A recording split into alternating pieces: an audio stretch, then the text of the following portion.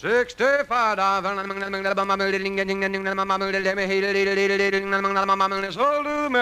The Jack Benny Program, presented by Lucky Strike. Be happy, go lucky, be happy, go lucky strike, be happy, go lucky strike today. I add up figures all day long and this adds up to me. There's better taste in Lucky Strike 'cause LSMFT. That's absolutely right. Lucky's taste better than any other cigarette. A racehorse jockey never knows just who will set the pace. But when it comes to taste and smokes, those Luckies win the race. Take this tip. Lucky's taste better than any other cigarette. Be happy, go lucky, go lucky strike, be happy, go lucky strike today. Friends, Lucky's taste better than any other cigarette, and we mean that. You see, Lucky's have a taste all of their own. It's perfect. Yes, Lucky's give you mildness, richness, and smoothness. Everything you want for more smoking enjoyment. And the reason is fine tobacco. For fine tobacco and only fine tobacco always gives you a better tasting cigarette. And LSMFT, Lucky Strike, means fine tobacco. So light up a Lucky, and you'll agree with the millions of smokers who know Lucky's taste better than any other cigarette. Yes, for complete smoking enjoyment, be happy, go Lucky. Make your next carton Lucky Strike. Be happy, go lucky strike today. Remember, Lucky's taste better than any other cigarette.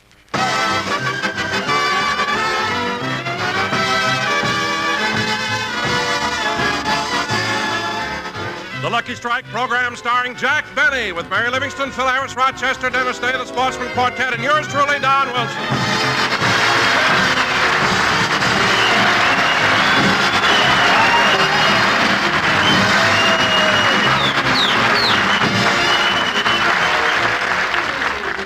And now, ladies and gentlemen, let's go out to Jack Benny's house in Beverly Hills.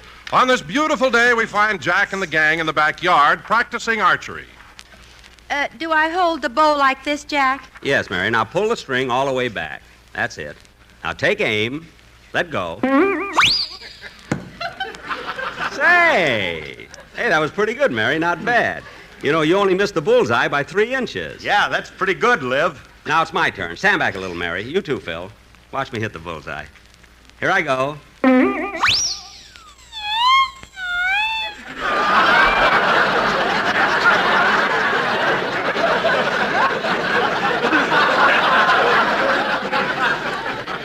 Who moved the target? Nobody move 'em, target, Chief. You just stink 'em. Oh, stop. Now hand me another arrow, Mary. Here you are. Now stand aside, everybody. Here I go. Ow! Ow! Hey, what happened? The arrow fell out and it got his head caught in the bow. Well, if you kids would stop bothering me, I can hit that target at 100 yards. I'm an expert marksman. Some marksman, you have to put a bomb sight on your finger to dial a phone. Bomb sight. Now, if you'll cut out the talking, I'll show you that I can do it. Ready? Aim. Good luck, Mr. Benny. Dennis, be quiet. Now, everybody, be quiet. Quiet. Quiet. Yeah. Ready? Aim. Quiet! Dennis, please. Now, if everybody will shut up, I'll show you. Phil, get away from in front of that target. What, and get hit?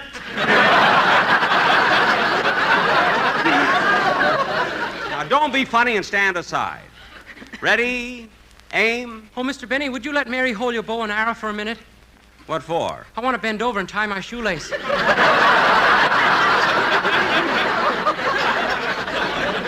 Now, don't worry, I'm not aiming at you. Now, stand back, everybody, and give me room. Ready? Aim. Hi, everybody. Hey, little Donzo. Hi, Don. Nothing but interruptions. I'm trying to get a bullseye. You couldn't get a bullseye if you were Elsie the cow.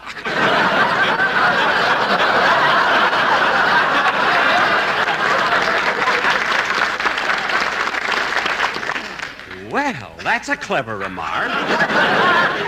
I didn't know they sold jokes in bottles. Yeah, you can get them in a pinch. Now cut that out! And since you're such a wise guy, Phil, I'll bet you a dime that I can take this bow and arrow and shoot an apple off Don Wilson's head. Now, put up or shut up. Hey, wait a minute. Okay, Jackson, it's a bet. Now, just a second. Here's my dime. Here's my dime. Okay. Here, Mary, you hold the money.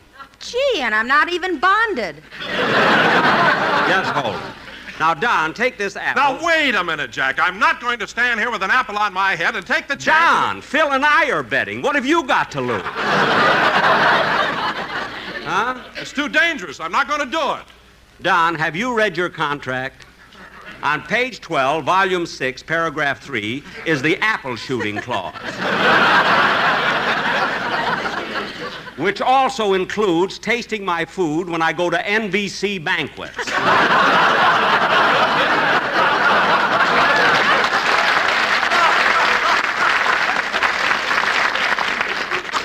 Now, Don, put that apple on your head and go stand by that tree. Oh, all right. Now, watch this, Phil. Ready, aim. Don, would you mind turning that apple around a little? Why? There's a worm peeking out at me. It makes me nervous. I think he's peeking on a worm. You can't tell one end from the other.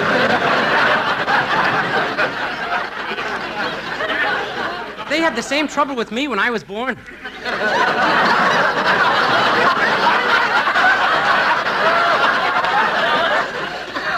They did not. Then why did the doctor slap my face?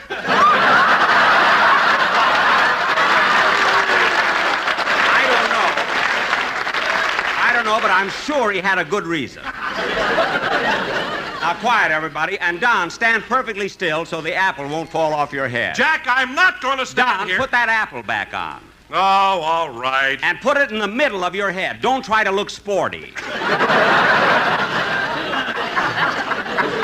Okay, now, watch this, kids. Ready, aim. What happened? The arrow went right through a window in your house. Oh, my goodness. Rochester, where are you? I'm in here, boss, in the den. Well, thank heaven. Well, I'm calling you. Why don't you come out? I can't. I'm pinned to the wall.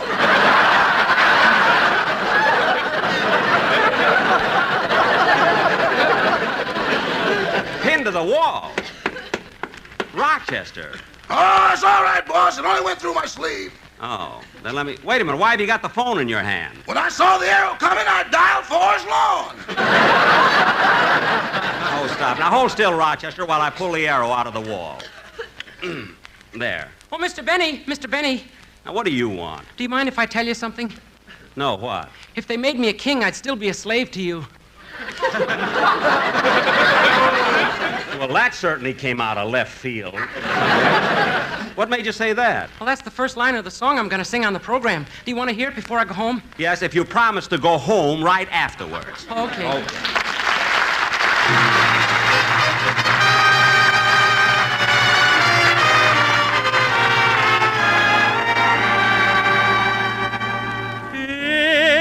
If they made me a king, I'd still be a slave to you. If I had everything, I'd still be a slave to you.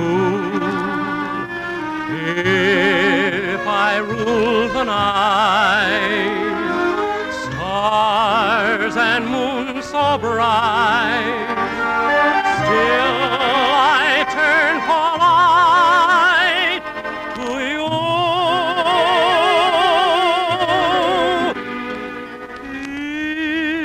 If the world to me bowed, yet humbly I'd plead to you. If my friends were a crowd, I'd turn in my knee to you. If I ruled the earth, what would life be worth if I hadn't the right to you?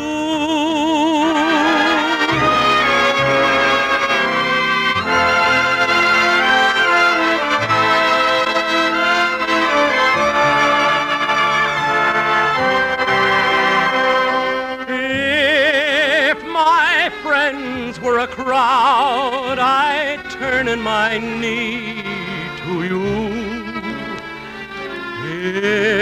If I ruled the earth, what would life be worth if I hadn't the right to you?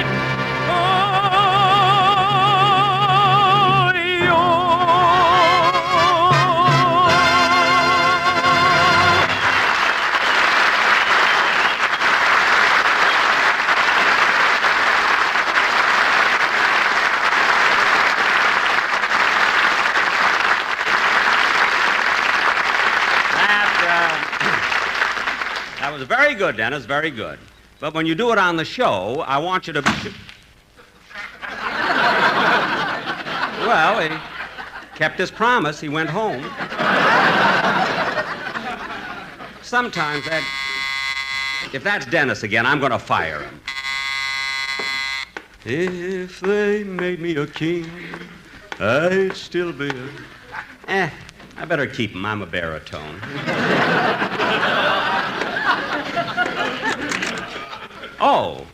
Oh, it's you, Mr. Collins, Joseph Collins from the Office of the Collector of Internal Revenue. And you remember my assistant, Herbert Thompson? Yes. How do you do? How do you do?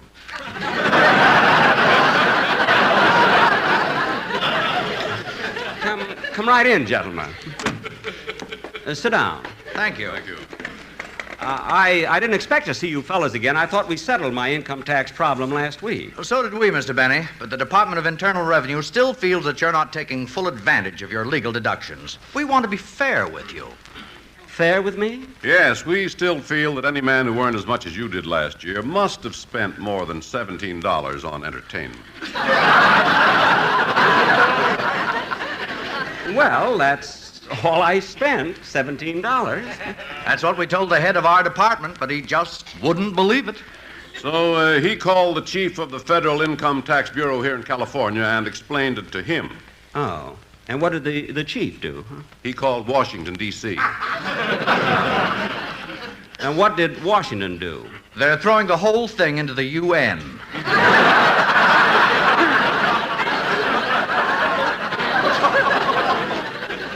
Gee, I never thought that I'd become an international issue here. Well, now, Mr. Benny, and please believe us, yours is such a unique case that we're very anxious to help you. I know. Well, now, you've listed an item here, taking Mr. and Mrs. Ronald Coleman to the Mocambo, and you spent $3.90. I took Miss Livingston, too. And you only spent $3.90? Are you sure? Well, I can't remember spending any more. Well, perhaps if we talk to Mr. Coleman, he might remember the incident. Well, he might recall something about it. I don't know. He lives right next door. Oh, good. We'll drop over to see him. Well, goodbye, Mr. Benny. Mr. Benny. Goodbye, gentlemen. It's unbelievable, Herb. Unbelievable. In all the years I've been with the Internal Revenue Department, I've never come across anything like this. Have you? Only once. I checked over a man's return, and for that year, he only spent $22 on entertainment. Was he in show business? No, he was a prisoner at San Quentin. Oh.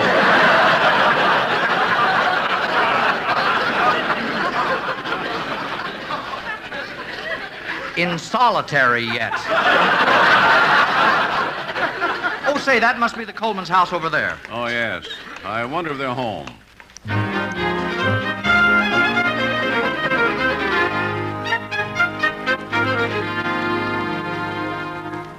Shall I fill your cup again, Ronnie? Yes, please, Benita.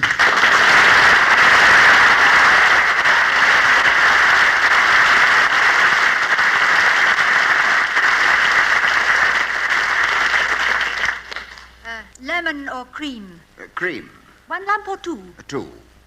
You know, Benita, some people drink this Haddockal straight.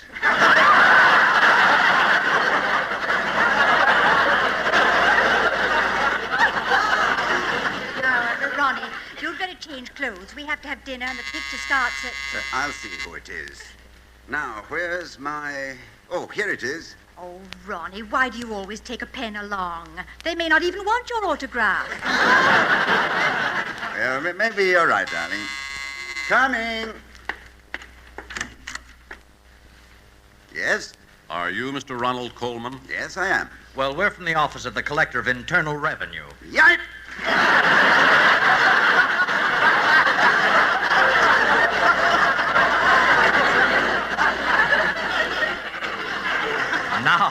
Now, calm down, Mr. Coleman.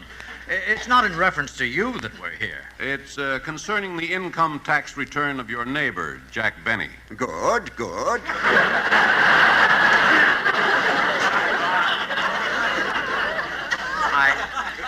I'm afraid you don't understand. You see, last year Mr. Benny earned $375,000. $375,000? Yes, and according to his return, he spent $17 for entertainment. That much?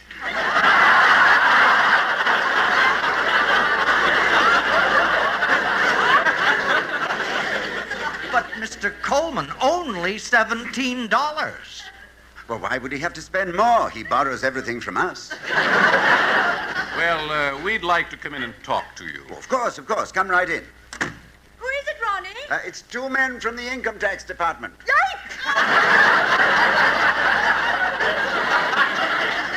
No, darling, no. It's not about us. Right this way, gentlemen. This is Mrs. Coleman. Pleased to meet you. How do you do? I'm Joseph Collins, and this is my assistant, Herbert Thompson. How do you do? Now, when are you sending Mr. Benny to jail?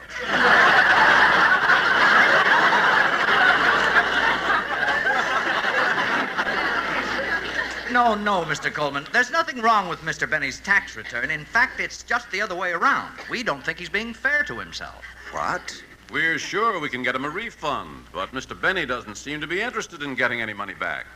I see.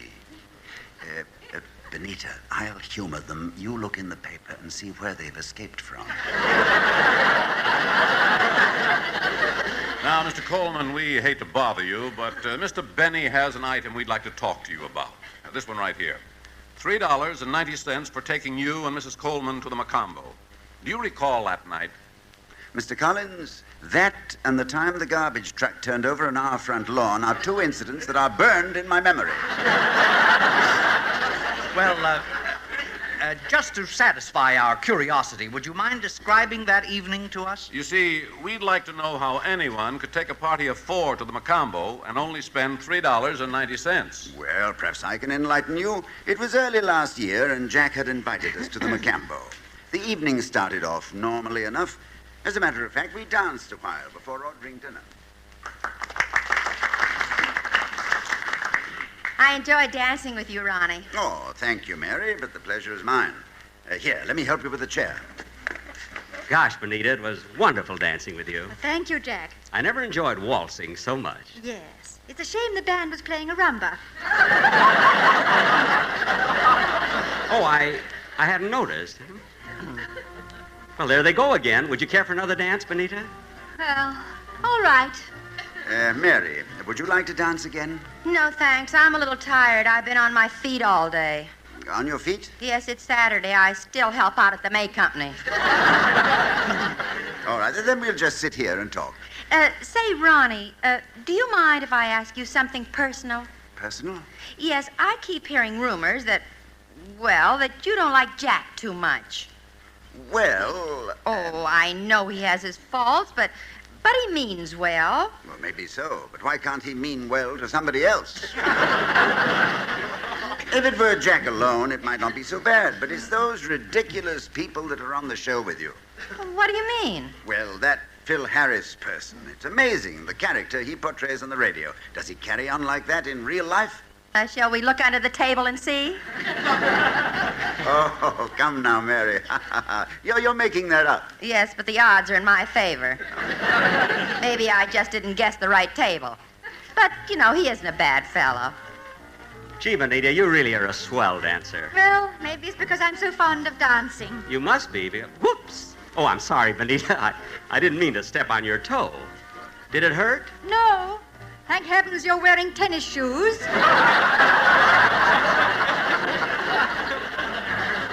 Well, I like them. They're so comfy, you know. Oh, Jack, wait a second. You'd better get your handkerchief. I accidentally smeared some lipstick on your lapel. Oh, that's all right. I'll wipe it off when we get to the table. No. If Ronnie sees it, he'll be terribly angry. Oh, I didn't know Ronnie was jealous. He's not, but it's his tuxedo. Oh, I thought Rochester returned it. Gee, this is a catchy tune. Hey, look. The night is young, the skies are clear. It's light a lucky, you like it, dear. It's delightful, it's delicious, it's lovely. LSM, MFT, LSMFT, that's for me. It's delightful, it's delicious, it's lovely. You can tell when you puff that a Lucky Strike will never be rough. Yes, sirree, you'll agree that Luckies are mild. They're made of fine tobacco, round and firm, fully packed. A perfect cigarette, that's a fact. It's so LS, it's so MF, it's so LSM, it's so MFT. It's delightful, it's lovely, it's the happy, lucky.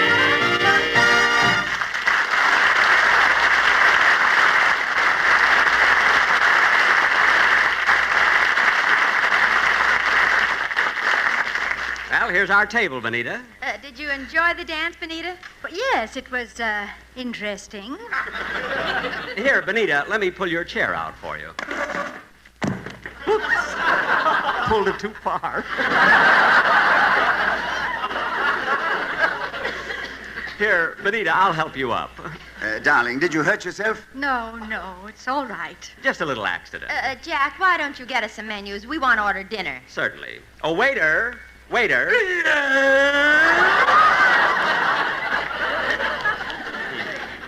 We want to order. Shall I bring you a finger bowl? A finger bowl? Well, you're not going to eat with those dirty hands, are you?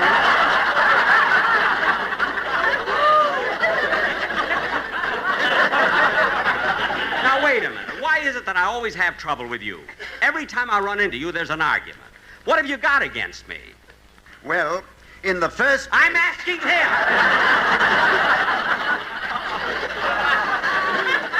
Jack, forget it. Waiter, please give us a menu. Here you are. Thank you.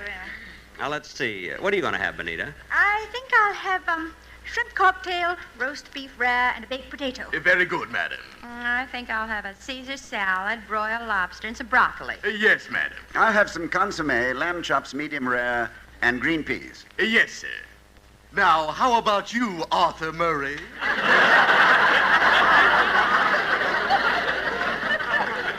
I don't know yet. I'm still looking at the menu.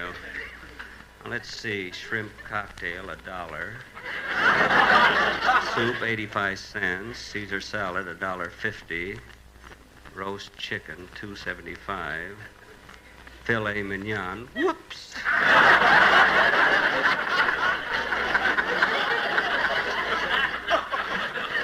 Oh, for heaven's sake, Jack, order something, anything. Well, all right. I'll have some oysters. Yes, sir. Half dozen or a dozen? A dozen. Fried or on the half shell? On the half shell. Blue Point or Olympia? Blue Point. Male or female? Wait, how can you tell if an oyster is male or female? We look at their driver's license. I knew you'd ask.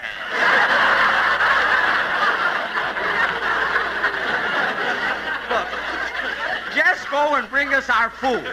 Oh, all right.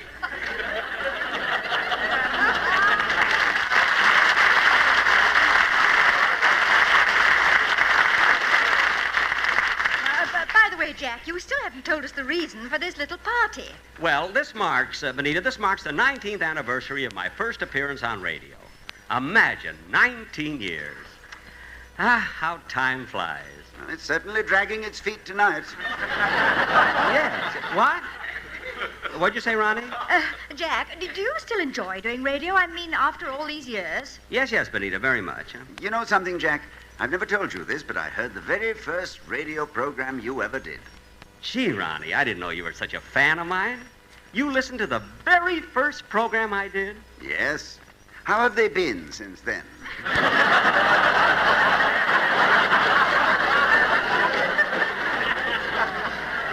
Oh, Ronnie, you mean to say that you haven't listened to me since then?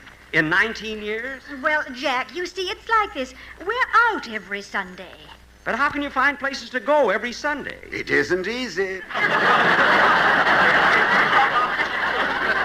Well, I can imagine. But then if you go out, you must listen to the radio in your car. Oh, we do, Jack, we do. Oh, well, what's your favorite program? The Halls of Ivy. Oh, yeah. Very good. I have friends on it. Well, here comes our food.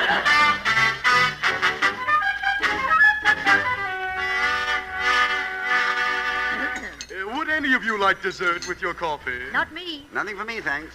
Well, I might as well get the check. No, wait a minute, Jack. I'd like to pay the check. No, Ronnie, I wouldn't think of letting you. After all, it's my party. Oh, I know, Jack, but I'd feel better if you let me pay. And I'm sure you would, too. No, Ronnie, I insist. I invited you, so it's my party. No, I tell you what, Jack. Let's split the check. Well, it's okay with me, Ronnie, but you think it would be fair to Mary and Benita? Mary, did you hear that? Why do you think I'm working Saturdays at the May Company? I heard you, Mary, and I'm taking the check. Oh, waiter, I want to pay the check. Yeah, I know. I heard you. Well, why don't you hand it to me? The photographer isn't ready yet. Now, that'll be enough out of you. You're better off paying more attention to your job. Some waiter. Look at the tablecloth and napkin. I've never seen such dirty linen. Will you do them for us, Wong Fu? That's beside the point. I've never seen such a rude, impertinent waiter in all my life. I've got a good mind. Don't you stamp your tennis shoes at me. Well, I've taken about all I intend to from you. I'm going to get satisfaction even if I have to take you out in the back alley and thrash you to within an inch of your life. Jack! Let me alone, Mary. I'm going to show this guy once and for all that he can't get away. And, Mr. Coleman, that was the evening you spent with Mr. Benny at the Macombo? Unfortunately, yes. But with all the food you ordered, it must have amounted to quite a bit. Yes, it was about $40. I know, because I finally paid the check. Oh. Well, wait a minute. Well, how come Mr. Benny's deducting $3.90 on his income tax for that night? Well, that was for cleaning my tuxedo he was wearing. He got punched in the nose and knocked down. Who punched him? The waiter? No, Mary. She's a lovely girl.